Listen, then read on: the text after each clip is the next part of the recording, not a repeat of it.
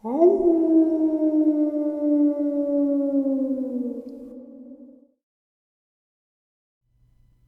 greetings and salutations, everyone, and welcome back to part 3 of Dogman, Bigfoot, Werewolf, and Wildman, historic accounts in the media. Before we get into this, though, a couple links. As you know, I rely on Patreon, PayPal, and my merch to help the channel to continue to grow and go. The links to Patreon and PayPal are in the description below. My merch displayed directly under the video. Also, Dogman Frightening Encounters Volume 1, 2, and 3, the audiobook versions. They were written and researched by Tom Lyons, narrated and produced by me, Jeffrey Nadolny. Those audiobooks are available on Audible, Amazon, and iTunes, the links to which are also in the description as well. And, last but not least, if you'd really like to help this channel to continue to grow and go, just simply subscribe and click the like button. It's fast and it's free. Now, everyone, I have taken far too much of your time. Let's get on with today's second half. Shall we? Once again, we will start with the source first, then the title of the news article, then the body of that news article. Source: Hornellsview Tribune, New York, New York. One of the natives, Panama, May 20th, 1852. It is stated in the New Orleans papers that some of the surveyors engaged in the Panama waterworks discovered a wild man sitting up on the bank of the stream a few miles from Panama. He was entirely naked and had very long black hair. The party addressed him both in Spanish and English, but he appeared to understand neither, and refused any intercourse with them, escaped into the woods, where they were unable to pursue him. Comment: there is no indication in this account that the wild man was covered in hair. Nevertheless, the number of wild men sightings in North America leads us to wonder if there were that many normal human beings that went wild, as it were. Usually, one indicator of a human wild man is that he is wearing something. Source: Bobby Short, 2005, Bigfoot Encounters website from Pioneer and Democrat, Washington State, May 12th, 1855. Waldoboro, Maine, January 25th, 1855. J.W. McHenry, chopping wood, heard loud screams coming from a wooded area near his home. Upon looking up, he saw an 18-inch man-like creature with black hair. He is said to have captured it and kept it. Source: Hornellsville Tribune, New York, New York. The Wild Man Again, Hornellsville, New York, May 8th, 1856. A correspondent of the Caddo Gazette, writing under the date of the 28th from Paralifta, Arkansas, on the upper Red River, states that the cold during the present winter has been in that region the severest winter in the memory of man. The rivers were frozen solid, the plains presented an unbroken sheet of snow. The writer relates the following story of an attempt to capture the famous wild man who has been so often encountered on the borders of Arkansas and northern Louisiana. In my travels, I met a party from your country in pursuit of a wild man. They had struck his trail at the canebrake bordering on Brant Lake and the San Flows Prairie. I learned from one of the party that the dogs ran him to an arm of the lake which was frozen, but not sufficiently strong to bear its weight, which gave way. He had, however, crossed, and the dogs were at fault. One of the party, mounted on a fleet horse, coming up, encountered the dogs to pursue, but found it impossible to cross with his horse, and concluded to follow the lake around until he could ascertain a direction taken by the monster of the forest.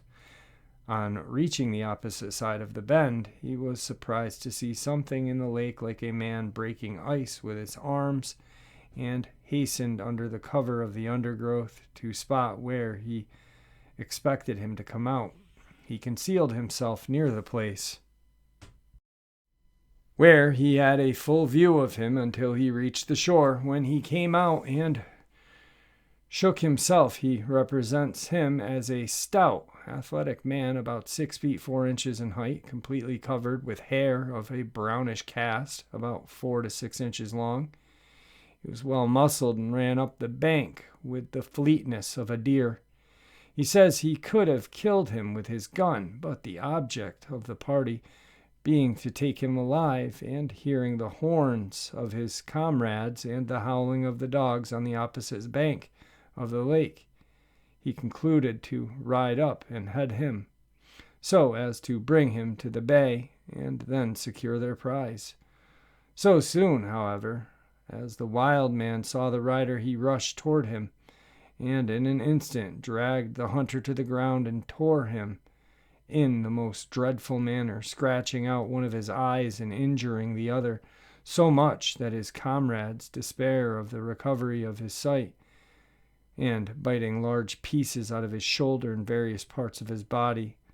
The monster then tore off the saddle and the bride from the horse and destroyed them, and holding the horse by its mane, broke a short piece of sapling, mounted the animal, started at full speed across the plains in the direction of the mountains, guiding his horse with his club.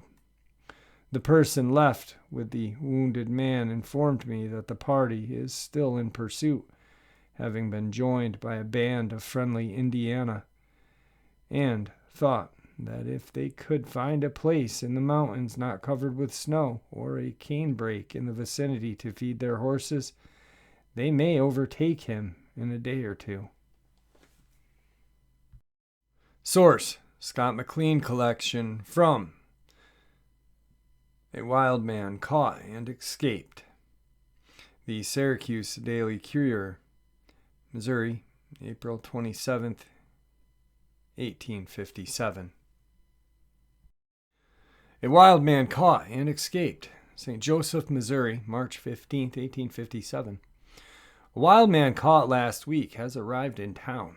The circumstances of his capture were that he was surrounded in a sort of lair beneath a dense cluster of undergrowth, like the habitation of a wild beast, and filled with the bones and skins of cats which seemed to have constituted his principal article of food.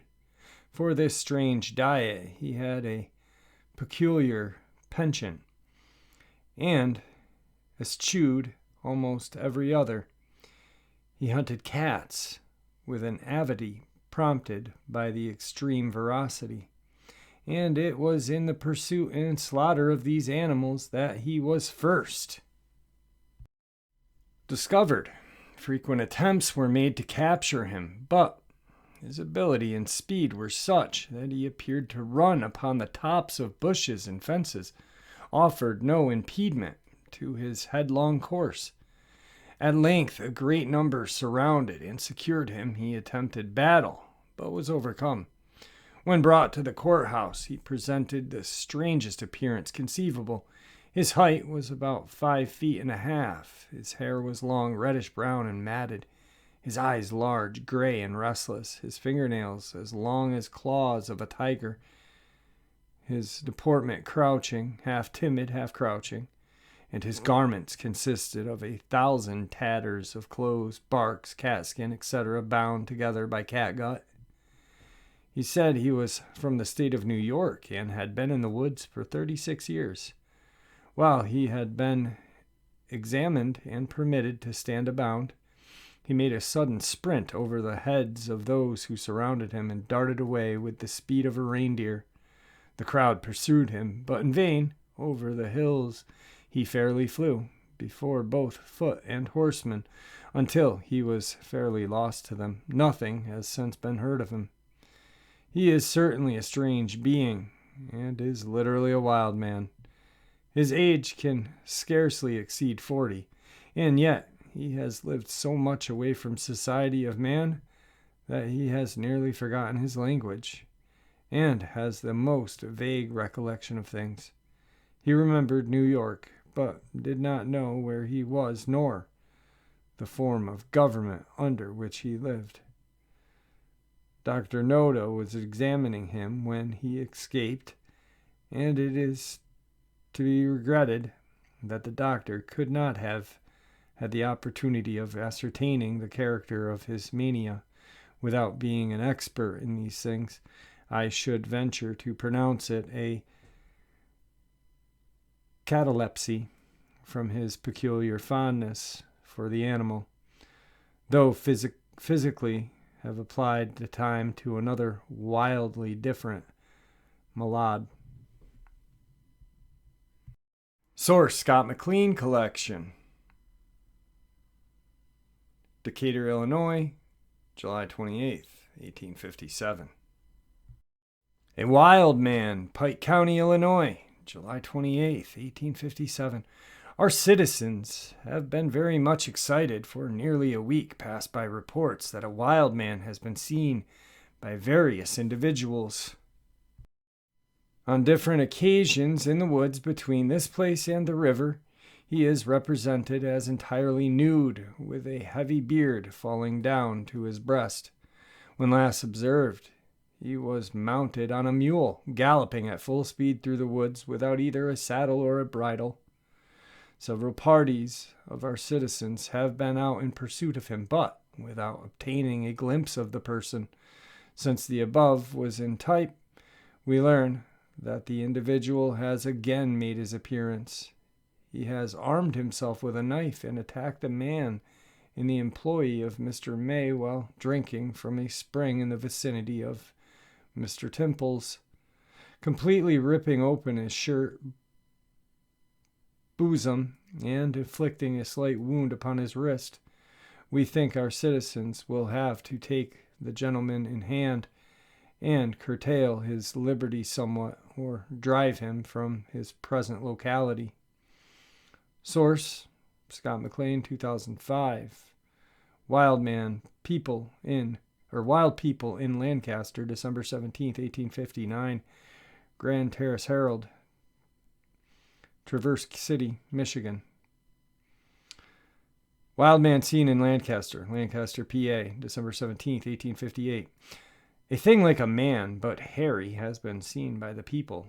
It was very wild and strong. It was once seen in the pen sucking the cows, and when discovered, it started as if it was about to fight, and then turned and fled, bouncing like a deer. It walks upright, and is supposed to be a wild man. Source: John R. Weeks, 1960. A letter sent to True Magazine, 1960. Mount Shasta, home of the snowman, Mount Shasta, California, 1850s. A gold prospector reported that sightings of an ape-like creature in Mount Shasta area have resulted in the region becoming known as the home of the snowman. The prospector stated that he had himself seen the hairy giant, and they have long arms but short legs. He recounted how one of them picked up a 20-foot section of sluiceway and smashed it to bits against a tree. This story was provided in 1960 by John M. Weeks, the grandson of the prospector. The prospector had come to California from the east and relayed stories of the creatures to his family when he had returned home. Source: John Green, 1891, Sasquatch. Actually, 1981, Sasquatch, The Apes Among Us.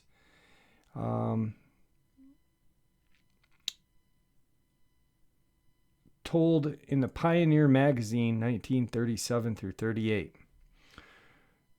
Papa believed in giant apes, Washington, early 1850s. Roquet Duchesne, who recently passed away, told his daughter, Agnes Elliott, that huge apes inhabited Mount St. Helens region. As a trader in the Hudson Bay Company, Duchesne's traveled extensively in the wilderness area, depending on hunting for food provisions.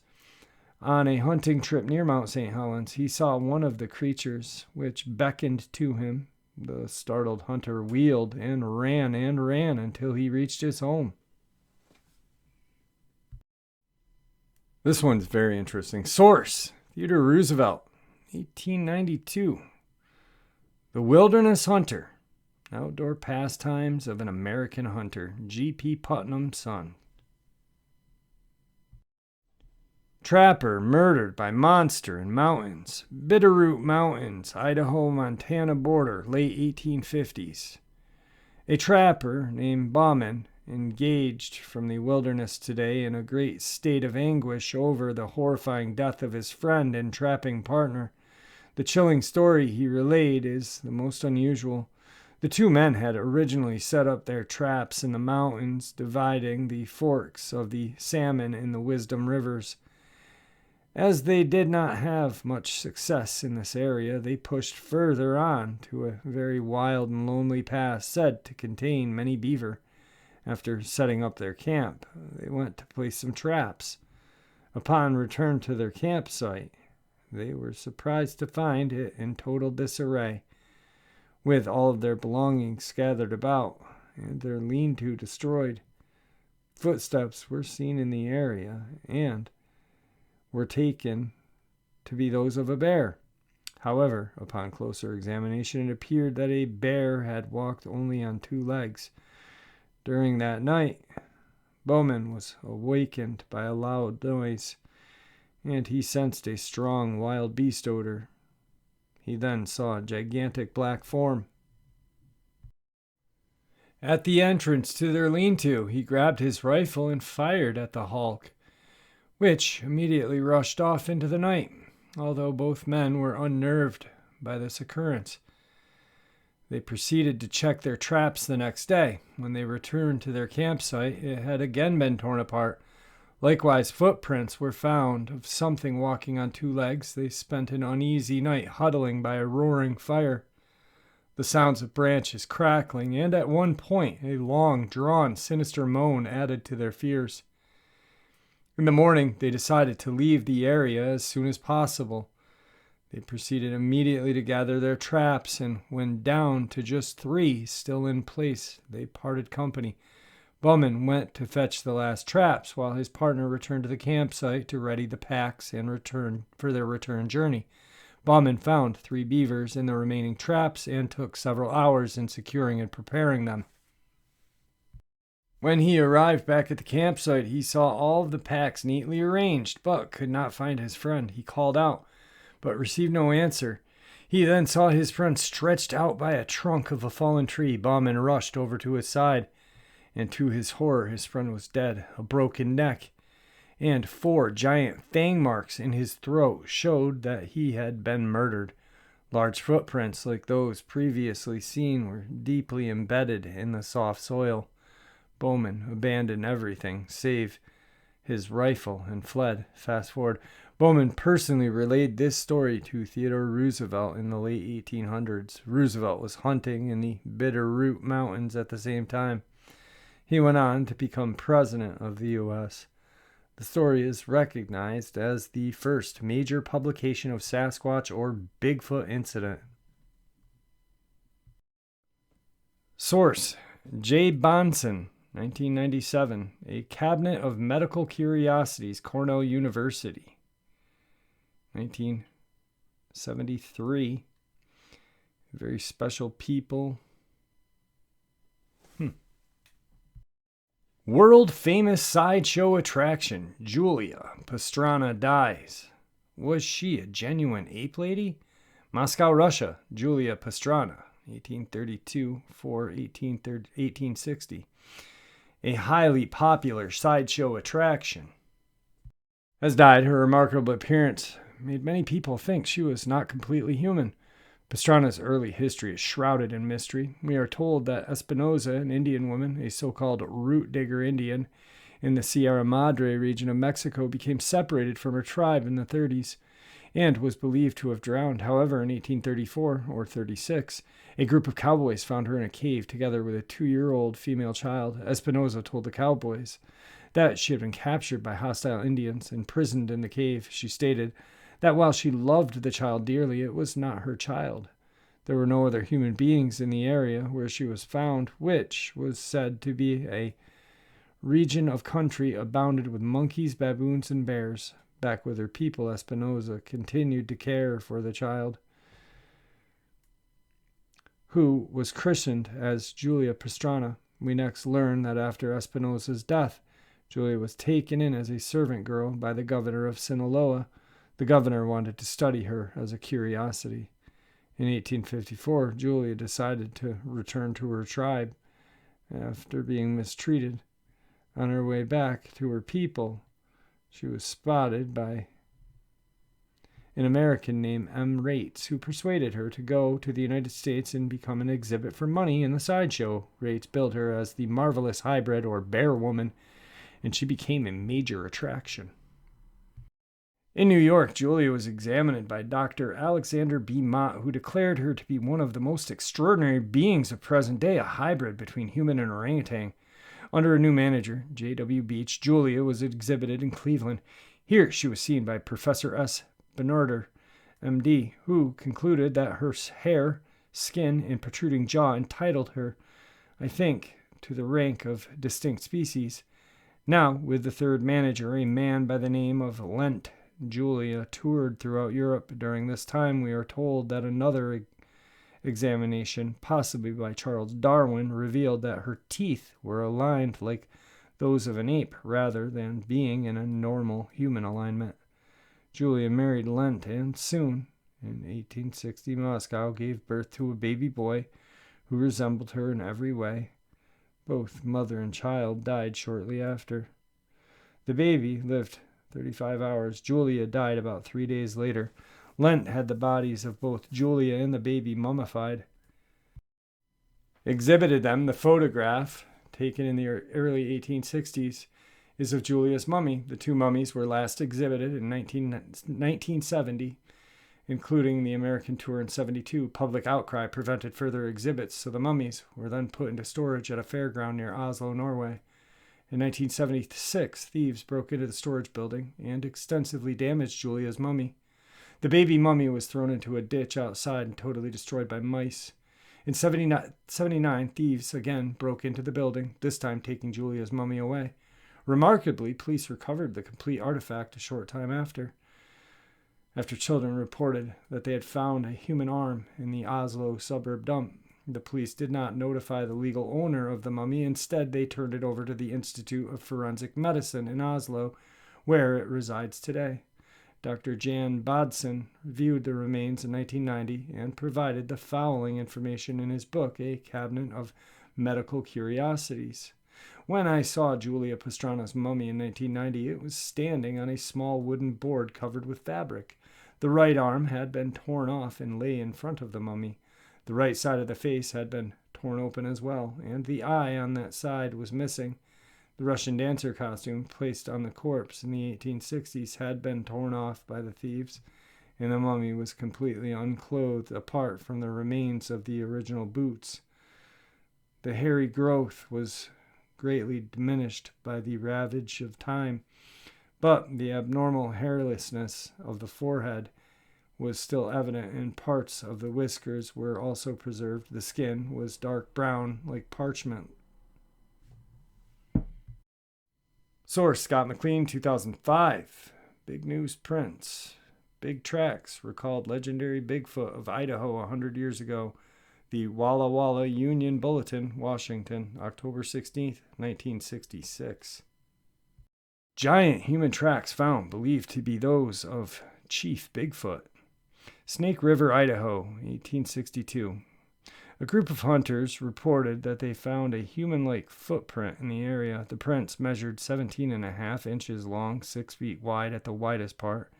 It is believed the prints are those of a Chief Bigfoot, a part white, part Indian renegade of very large stature, who became leader of hostile Indians in the region. Fast forward, Chief Bigfoot was most likely a legend. However, it was allegedly that he was killed by John Wheeler in 1878. Wheeler said he needed to use a 17 rifle shots to bring him down. As the chief died, he stated that his actual name was Star Wilkinson and that he was related to the famous outlaw families of the last name in Oklahoma and Missouri. His body was measured to be the height of 6 feet 8 inches. His foot size measured at 18 inches. His weight was said to be over 300 pounds, according to Dr. Merle Wells, archivist for the Idaho Historic Society. Chief Bigfoot is 99% fantasy. Nevertheless, he pointed out that it does appear at one time there was a tremendous big native living in Idaho territory. Source: John W. Burns, 1954. My Search for BC's Giants. Liberty Magazine, Canadian edition, December 1954. From the Journal of Alexander Clutfield Anderson, 1864. Wild giants attack fur traders. Fraser River Canyon, British Columbia, 1864. Hudson Bay Company Inspector Alexander Caulfield Anderson reported that he and his party of fur traders were attacked with a bombardment of rocks hurled by wild giants of the mountains. And that was the end of part 3, Dogman, Bigfoot, Wildman, or Werewolf, Wildman, historic experiences in the media. I hope you guys enjoyed it as much as I enjoyed sharing it with you. With that, I want to thank you all for all of your support. May the Great Spirit watch over all of us, and may He guide us down that path that we call life. Until tomorrow, my friends. Until tomorrow.